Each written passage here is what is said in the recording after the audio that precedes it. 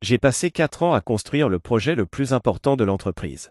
Mon manager m'a volé tout le crédit et m'a viré. Il ne savait pas que j'avais gardé la télécommande. Mon nom est Marc, et pendant 4 ans, j'ai vécu et respiré pour le projet Phoenix. Ce n'était pas qu'un simple projet de migration logicielle. C'était la refonte totale de la colonne vertébrale numérique de Nexus Logistique. Une entreprise cotée en bourse. Leader européen dans l'optimisation des chaînes d'approvisionnement. En d'autres termes, si le Phoenix réussissait, Nexus économiserait 50 millions d'euros par an et révolutionnerait son secteur. Si le Phoenix s'écrasait, ce serait la fin de Nexus et, probablement, la mienne.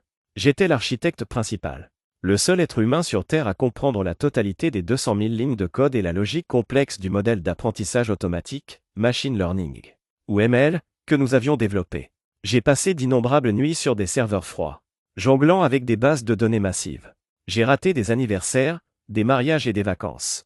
Tout cela pour une promesse, celle de mon manager, Stéphane. Stéphane était l'antithèse de moi. J'étais le technicien silencieux, les mains dans le cambouis numérique. Lui, c'était le charme, le costume sur mesure, le verbe facile. Stéphane était un animal politique. Il ne connaissait pas la différence entre Python et une brosse à dents électrique. Mais il savait parfaitement parler des algorithmes propriétaires et de synergies opérationnelles au cadre supérieur. La promesse ? Un poste de directeur des systèmes d'information, DSI adjoint. Un bonus de performance de 6 chiffres. Et une reconnaissance publique au niveau du conseil d'administration. À chaque entretien d'évaluation, Stéphane me tapotait l'épaule. Son regard fuyant mon écran pour fixer son reflet dans la fenêtre. Marc, mon ami. Tiens bon. Le Phoenix, c'est ta consécration. Une fois qu'on aura mis en ligne la phase alpha globale le 14 mai, le ciel sera ta seule limite. Tu es indispensable. Ce mot, indispensable, était mon encre. C'était le carburant de mes semaines de 80 heures. Je croyais sincèrement en l'éthique de la méritocratie. Je pensais que le travail acharné, la compétence et l'effort seraient récompensés. J'étais naïf, mais j'étais aussi très bon. Ce que Stéphane ne comprenait pas, c'est que la complexité du Phoenix nécessitait un socle unique. Le cœur de notre modèle ML n'était pas hébergé sur les serveurs de Nexus. Il reposait sur une architecture de microservices ultra sécurisée que j'avais développée et brevetée. Pour des raisons de performance, de coût et, rétrospectivement, de contrôle, j'avais convaincu Stéphane d'externaliser cette brique cruciale. J'avais créé, il y a 2 ans, une petite entreprise de conseil en sommeil, Chronotech Solutions, pour détenir légalement le brevet du cœur du moteur d'optimisation, le kernel Chrono.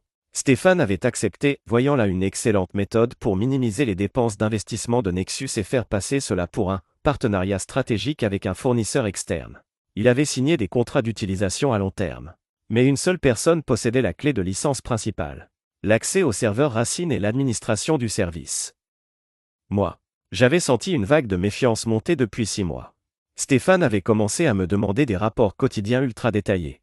Et il avait soudainement insisté pour que je forme une équipe de support de niveau 1, des employés juniors qu'il avait lui-même choisis, qui passaient leur temps à me regarder taper du code avec des yeux vides.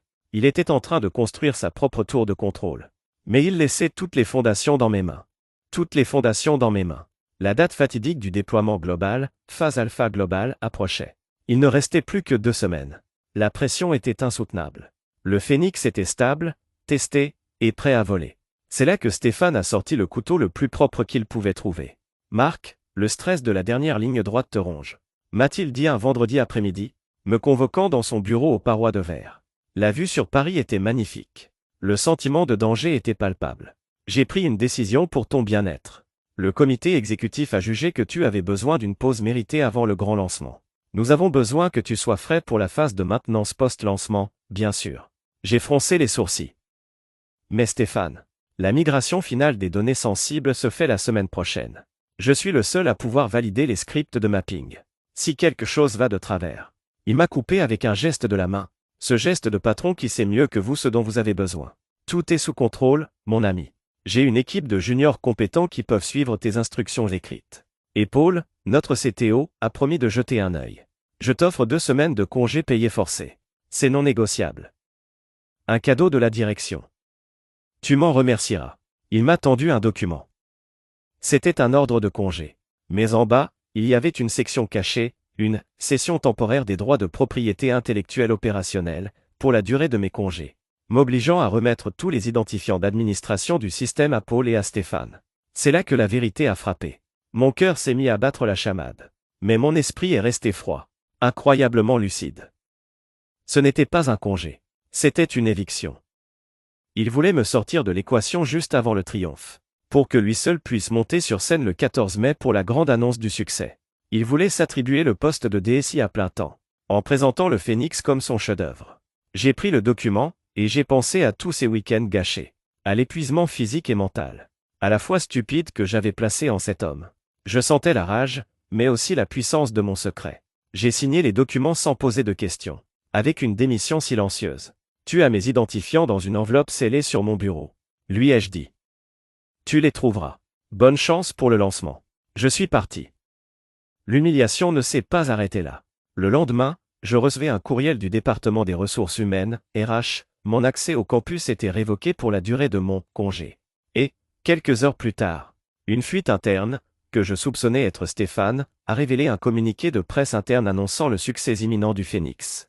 Avec une photo de Stéphane au centre. Le texte mentionnait le leadership visionnaire de M. Stéphane Dubois, et une vague référence à une équipe technique dévouée, en note de bas de page. Mon nom n'y figurait nulle part. Il m'avait non seulement volé le crédit, mais il me laissait sur le carreau. Sans doute pour m'écarter définitivement après le lancement, me considérant comme un témoin gênant.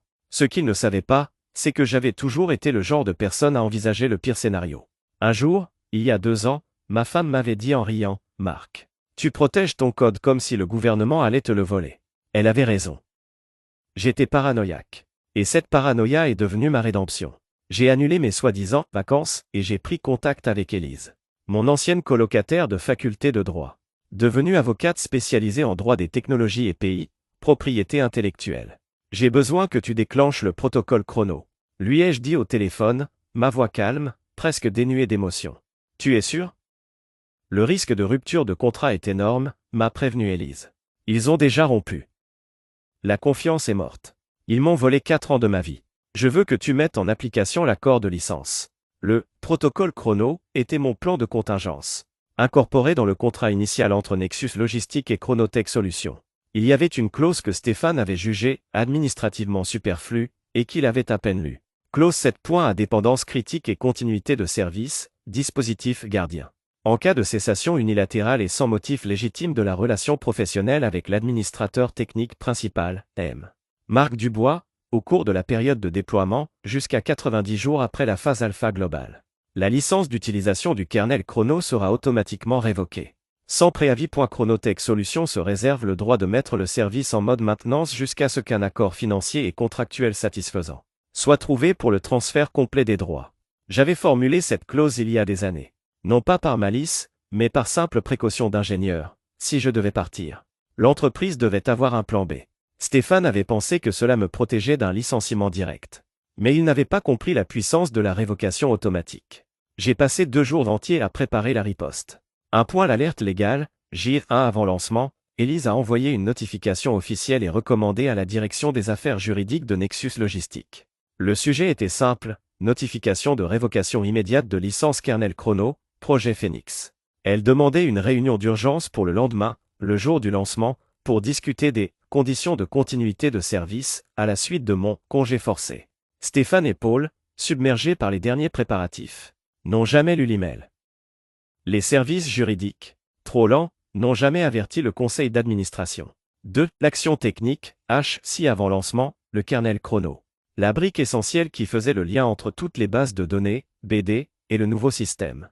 Nécessitait une validation de clé de licence toutes les 12 heures via une requête sécurisée à mon serveur externe. C'était une pratique courante dans les logiciels propriétaires. J'ai simplement écrit un script, exécuté à distance depuis mon salon, qui annulait la clé de licence de Nexus et configurait mon serveur pour rejeter toute demande de validation.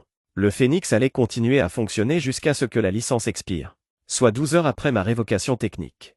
3. Le timing parfait, j'ai réglé le script pour qu'il s'exécute à 8 heures du matin le jour du lancement. Au moment où Stéphane et Paul allaient commencer leur grande présentation devant le PDG et les investisseurs. Le système allait démarrer correctement, passer les premiers tests, et s'effondrer de manière spectaculaire en plein milieu de la démonstration en direct. Le 14 mai. Le jour du lancement. J'étais assis dans mon petit appartement, avec Élise à côté de moi, devant un grand écran d'ordinateur. Nous avions un flux vidéo piraté, par un ami bienveillant dans la maintenance, de la salle de conférence principale de Nexus. La salle était pleine. Le PDG, les actionnaires majeurs, les têtes des départements. Stéphane était au pupitre, rayonnant dans son costume gris. Paul était à ses côtés, le visage concentré, prêt à piloter la démonstration technique. Stéphane a commencé son discours. Le sourire d'un homme qui détient le monde. Mesdames et messieurs, voici le Phénix. Fruit d'une vision stratégique, d'un leadership sans faille et d'une exécution. Il s'est arrêté, faisant une pause dramatique. Sous ma supervision directe, bien sûr. Ce nouveau système est déjà en ligne pour 10% de nos opérations. Paul, si vous voulez bien lancer la simulation d'optimisation en temps réel. Paul a tapé la commande. Sur le grand écran derrière eux, les flux de données ont commencé à s'animer. L'optimisation fonctionnait. Les itinéraires logistiques se dessinaient. Le Phénix volait. La salle a applaudi. Stéphane a souri, regardant la foule. Il prenait son triomphe. C'est une économie garantie de 50 millions d'euros par an. Dès la phase alpha. Une réussite pour Nexus. C'est à ce moment, à 9h15 précisément, que le premier domino est tombé. Paul a lancé une requête complexe. L'écran a clignoté, puis s'est figé. Un message d'erreur rouge, gras et terrible est apparu. Erreur critique, kernel chrono licence non validée. Dépendance essentielle manquante. Arrêt du traitement des flux de données en cours. Le silence dans la salle était tel qu'on aurait pu entendre une aiguille tomber. Le visage de Stéphane, qui était encore en train de savourer les applaudissements, s'est décomposé en direct. Paul, le professionnel enragé, a essayé de bluffer. Un simple bug. Mesdames et messieurs. Une petite latence du réseau. Il a tapé frénétiquement. Il a essayé de redémarrer le module. Impossible. Le message d'erreur est revenu. Encore plus gros, affichant désormais le nom de ma société, Chronostech Solutions. Contactez l'administrateur en chef pour la validation de la clé DE licence. Le PDG, Monsieur Moreau, s'est levé. Son visage rouge de colère. Stéphane, expliquez-moi immédiatement ce qui se passe. D'où vient cette société? Stéphane, paniqué, a bredouillé. C'est Marc, Monsieur Dubois. C'est son fournisseur. Il est en congé. Je suis sûr que c'est une erreur de serveur. Monsieur Moreau, de plus en plus furieux, a hurlé, en congé? Votre seul architecte est en congé la semaine du lancement d'un projet à 50 millions. Rappelez-le. Immédiatement, Paul a sorti son téléphone, son teint livide. C'est alors que son téléphone s'est mis à sonner. C'était le service juridique. Affolé, qui venait de prendre connaissance de l'email d'Élise. Paul a répondu, puis a lâché son téléphone sur la table, la bouche grande ouverte. Monsieur le PDG, ce n'est pas un bug de serveur. C'est la licence. L'avocate de Marc Dubois. Elle a révoqué la licence ce matin. Elle dit que selon le contrat, la licence est annulée automatiquement dès que M. Dubois est écarté du projet pendant le déploiement. L'implosion était totale. La démo s'était transformée en désastre public et en humiliation suprême pour Stéphane. Devant le PDG et les investisseurs. Le Phénix était cloué au sol. Incapable de traiter la moindre donnée. Car son cœur, le kernel chrono, était sous mon contrôle. La suite s'est déroulée comme un film d'action. À 10h30, mon téléphone a sonné. C'était le PDG, Monsieur Moreau, lui-même. Sa voix tremblait d'une fureur contenue. Marc. Vous êtes la seule personne au monde qui peut réparer cela. Dites-moi ce que vous voulez. Tout ce que vous voulez. J'ai pris une profonde inspiration. Je n'avais plus de haine, juste une satisfaction froide et implacable. Monsieur Moreau. Je ne suis pas en congé. J'ai été écarté du projet. Stéphane a volé mon travail pour s'assurer une promotion. Il a utilisé mon congé pour me marginaliser et me faire taire. Et le protocole chrono a fait ce pourquoi il a été conçu, protéger l'API de mon entreprise face à la malveillance. Le PDG a marmonné, Stéphane est déjà en train de préparer ses affaires. Il est renvoyé. Paul aussi, pour n'avoir pas lu ce contrat. Dites-moi vos conditions, Marc. Votre prix. La bourse ferme à 17h30. Nous ne pouvons pas nous permettre une telle incertitude technique pour le rapport trimestriel. J'ai déroulé mes exigences, que j'avais écrites en amont avec Élise. C'était un rachat total de ma dignité et de ma valeur. Le rachat de Chronotech, Nexus Logistique rachète Chronotech Solutions, et donc le kernel Chrono, pour la somme de 5 millions d'euros net d'impôts. C'était le prix de 4 ans de travail et de la sécurité future de l'entreprise. 2. Le titre et le pouvoir, je suis immédiatement nommé directeur général de l'innovation technique, CDGI. Un nouveau poste créé ad hoc, me plaçant au même niveau que le DSI. avec un contrôle total sur l'architecture du Phénix et sur tous les projets futurs. 3. Le salaire et le bonus, un salaire de base doublé par rapport à celui de Stéphane. Et un bonus rétroactif de 500 000 € pour l'achèvement du Phénix, versé immédiatement en compensation des années de sacrifice et du préjudice moral. 4. L'événement public, une conférence de presse doit être organisée dans les 48 heures, annonçant mon retour comme véritable créateur du Phénix, et reconnaissant publiquement que le système est resté en suspens en attendant mon autorisation. Le PDG n'a pas négocié une seule seconde. C'est fait. Les avocats sont en route. Venez signer l'accord. Le Phénix doit voler d'ici 16 heures. À 15 heures, j'étais assis à la place de Stéphane, dans le bureau aux parois de verre, signant des documents qui me rendaient non seulement riche, mais puissant. À 15h45, j'ai tapé la ligne de code de validation sur le serveur, restaurant la licence. Le Phénix a redémarré en douceur. Les systèmes de Nexus se sont stabilisés, et la panique s'est éteinte. Le PDG est venu me voir, le soir. Il m'a serré la main, les yeux remplis de respect, mais aussi de terreur. Marc, je n'ai jamais vu une telle planification. Stéphane a essayé de vous détruire.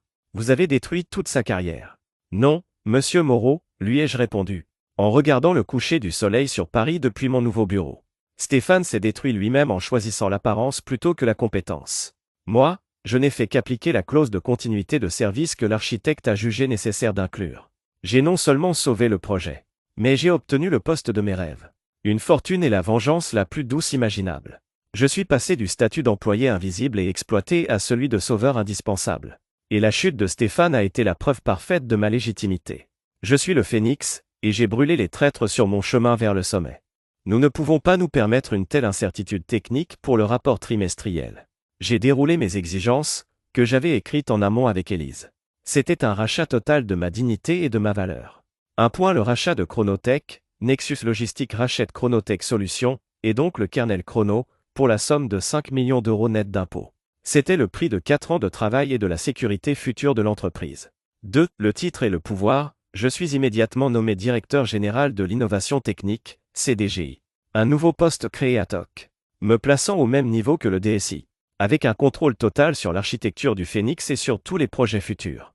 3. Le salaire et le bonus, un salaire de base doublé par rapport à celui de Stéphane, et un bonus rétroactif de 500 000 € pour l'achèvement du Phénix, versé immédiatement en compensation des années de sacrifice et du préjudice moral. 4. L'événement public, une conférence de presse doit être organisée dans les 48 heures, annonçant mon retour comme véritable créateur du Phénix, et reconnaissant publiquement que le système est resté en suspens en attendant mon autorisation. Le PDG n'a pas négocié une seule seconde. C'est fait. Les avocats sont en route. Venez signer l'accord. Le Phénix doit voler d'ici 16 heures. À 15 heures, j'étais assis à la place de Stéphane, dans le bureau aux parois de verre, signant des documents qui me rendaient non seulement riche, mais puissant. À 15h45, j'ai tapé la ligne de code de validation sur le serveur, restaurant la licence. Le Phénix a redémarré en douceur. Les systèmes de Nexus se sont stabilisés, et la panique s'est éteinte. Le PDG est venu me voir, le soir. Il m'a serré la main, les yeux remplis de respect, mais aussi de terreur. Marc, je n'ai jamais vu une telle planification. Stéphane a essayé de vous détruire. Vous avez détruit toute sa carrière. Non, monsieur Moreau, lui ai-je répondu, en regardant le coucher du soleil sur Paris depuis mon nouveau bureau. Stéphane s'est détruit lui-même en choisissant l'apparence plutôt que la compétence. Moi, je n'ai fait qu'appliquer la clause de continuité de service que l'architecte a jugé nécessaire d'inclure. J'ai non seulement sauvé le projet, mais j'ai obtenu le poste de mes rêves. Une fortune et la vengeance la plus douce imaginable. Je suis passé du statut d'employé invisible et exploité à celui de sauveur indispensable. Et la chute de Stéphane a été la preuve parfaite de ma légitimité. Je suis le Phénix, et j'ai brûlé les traîtres sur mon chemin vers le sommet.